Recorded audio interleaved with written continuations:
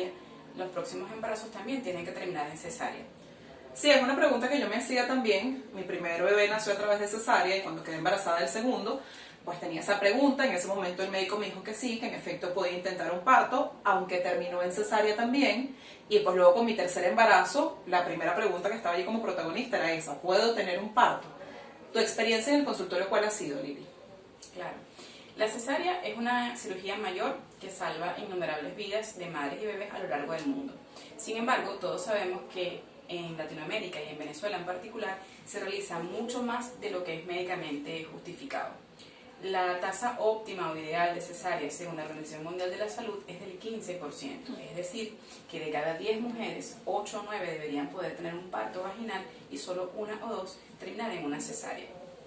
Las causas como más frecuentes de cesárea en Venezuela son circulares de cordón, placentas envejecidas, fetos que aparentemente son muy grandes por estimación del eco y que cuando les solicitan la pelvimetría reportan pelvis insuficiente o límite, o intentos de inducción, generalmente la semana 38, que tras 3 o 4 horas de pitocin o de oxitocina sintética son consideradas que hay que hacerle la cesárea en ese momento.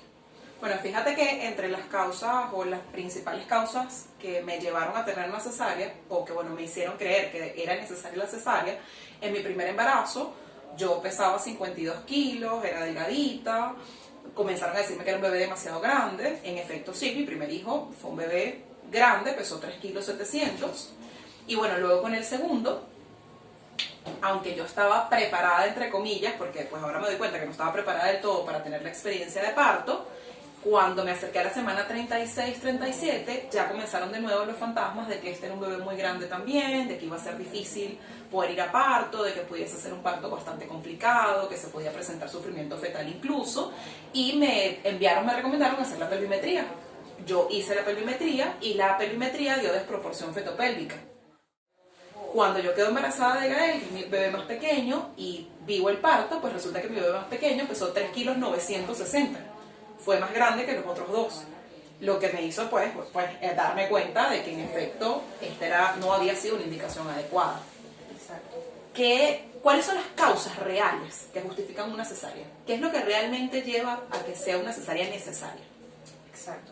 Las causas o las indicaciones absolutas de cesárea son un bebé en situación transversa, que es lo que la gente conoce como atravesado, el desprendimiento prematuro de placenta antes de que ocurra el nacimiento, la placenta previa, que es cuando la placenta se ubica en la parte inferior del útero, por delante del bebé, una madre que tenga herpes genital activo, o sea, HIV positiva, o la real desproporción fetopélvica, que es un diagnóstico que se hace en trabajo de parto, no antes, no con una pelvimetría, que es un estudio que la Organización Mundial de la Salud dice desde hace décadas que está obsoleto y no se justifica solicitarlo.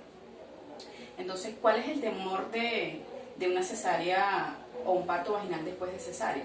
Bueno, la probabilidad o el riesgo de la rotura uterina. La rotura uterina no es más que la posibilidad que se abra el útero a nivel de la cicatriz por las contracciones del trabajo de parto.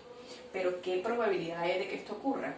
De acuerdo a la bibliografía que ustedes consulten, puede ir desde el 0,02% hasta el 1,5% de las veces que lo intenten. Es mínimo. Es súper pequeña estadísticamente.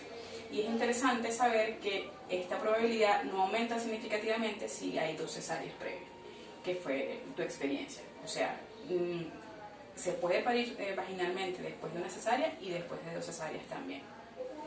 Yo agradezco que hables de esa estadística, Lili, que hables de ese número, porque en mi caso, que sé que es el caso de muchas mamás, cuando yo fui a la primera consulta con el obstetra en el que me veía en ese momento, él me hablaba de grandes riesgos de vivir un parto después de 2 cesáreas, de grandes complicaciones. E incluso cuando busqué la opinión de un segundo médico, de entrada me dijo, es imposible, eso puede traer grandes complicaciones, incluso puede tener una hemorragia muy grande, puede haber complicaciones que pongan en riesgo tu vida y la vida de tu bebé.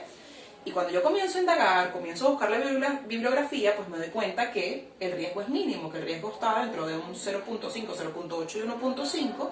Y dije, bueno, ¿por qué yo tengo que formar parte de esa estadística? Y miré la otra cara de la moneda, que es las complicaciones que hay cuando te sometes a una segunda o tercera cesárea. Complicaciones de las que muy poco te hablan. Hay riesgo de hemorragia, riesgo de infección, la dificultad además que puede tener el bebé para adaptarse al mundo exterior, el manejo del propio cuerpo luego de la cesárea, el manejo del dolor, el cómo puedes manipular a tu bebé, y muy poco te hablan de ello. Se muestra la cesárea como un procedimiento que es, digamos, inocuo, donde no puede haber ninguna complicación, y sí hay complicaciones asociadas a ello. Y creo que es muy importante que como mujer sepamos que sí, que están unos beneficios, pero también hay unos riesgos presentes en ambos casos, y que siempre el parto va a superar los beneficios.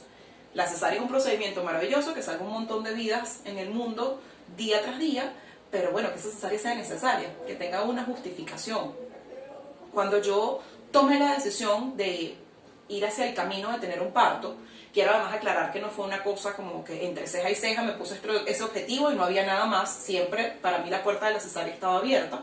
Fue algo que además hablé desde la primera consulta con la doctora que me acompañó, pero lo más importante fue buscar un equipo médico que me apoyara en mi deseo, un equipo médico que fuese respetuoso, un equipo médico que fuese pro parto. Y desde allí tener la seguridad de que mis deseos y mis decisiones iban a ser respetadas siempre y cuando estuviese la seguridad para que el parto se diese. Entonces es una de las recomendaciones que siempre les doy a las mamás, que busquen a profesionales de salud como tú, que realmente vayan encausados a eso y que no a última hora de alguna forma tuerzan esa idea hacia el camino de la cesárea cuando no es necesaria. Correcto. La preparación psicoemocional para mí es fundamental. Ustedes los obstetras hacen un trabajo dentro del consultorio que es maravilloso, pero la mayor parte del porcentaje del peso lo tiene esa pareja, esa familia en su casa. Esa transformación a nivel psicoemocional, ese trascender la experiencia vivida para prepararnos hacia la que viene. La psicoterapia es fundamental para vivir un parto después de una cesárea. La preparación física, el yoga prenatal, la conexión con el cuerpo, es un camino que hay que transitar. No podemos pensar como, bueno, estoy aquí sentada y tuve un parto después de cesárea, sí, sin haber trazado, sin haberlo trabajado. Y es muy importante tener de la mano profesionales como tú, pues que coayudan a que ese proceso se vaya dando. En este transitar que tú has tenido, que sé que has acompañado a muchas mujeres con partos después de cesáreas, ¿cuál es la probabilidad de éxito? ¿Cuántas veces realmente se logra cuando la mujer lo intenta? ¿Es bastante común o no? Sí, realmente el porcentaje a favor de que sí suceda, o la tasa de éxito, va del 60 al 90%. O sea que vemos que tenemos un porcentaje súper importante de que sí se puede lograr versus una probabilidad muy pequeña de complicaciones. Y la sensación de logro para esa mujer que vivió una cesárea innecesaria o injustificada, luego de intentarlo, primero de atreverse a intentarlo, ¿no? Y hacer todo lo que estás mencionando de un trabajo personal y de pareja para llegar hasta allí, pues la sensación de logro es maravillosa, y también para mí observarlo y acompañar a ese nacimiento diferente, ¿no? A sanar la experiencia de la cesárea innecesaria. Sí, esa sensación de logro que se experimenta cuando además has vivido cesáreas injustificadas, porque creo que el sentir es muy distinto cuando la cesárea ha tenido una justificación a cuando ha sido injustificada, y sientes que realmente te has apropiado de tu nacimiento, que nadie te ha robado ese momento, que has tenido la oportunidad de vivirlo como lo deseas vivir, deja un muy buen sabor de boca. Y me atrevo a decir que la conexión con el bebé en un inicio es totalmente distinta. Nada más el hecho de sentirse bien, de sentirse con ese poder de haber logrado esa meta genera muchísima satisfacción. Y si hoy tuviese que tener 10 hijos más y decidir si parirlos o tener una cesárea, a los 10 hijos los pariría. Con las contracciones, con el vaivén, con ese umbral que tuve que atravesar, los pariría a los 10. Y mi invitación es a que todas las mujeres que pues sienten ese cosquilleo o sienten ese deseo de ir pues vayan, rompiendo el miedo, rompiendo las barreras, buscando un equipo médico que se comprometa con su deseo. Exacto.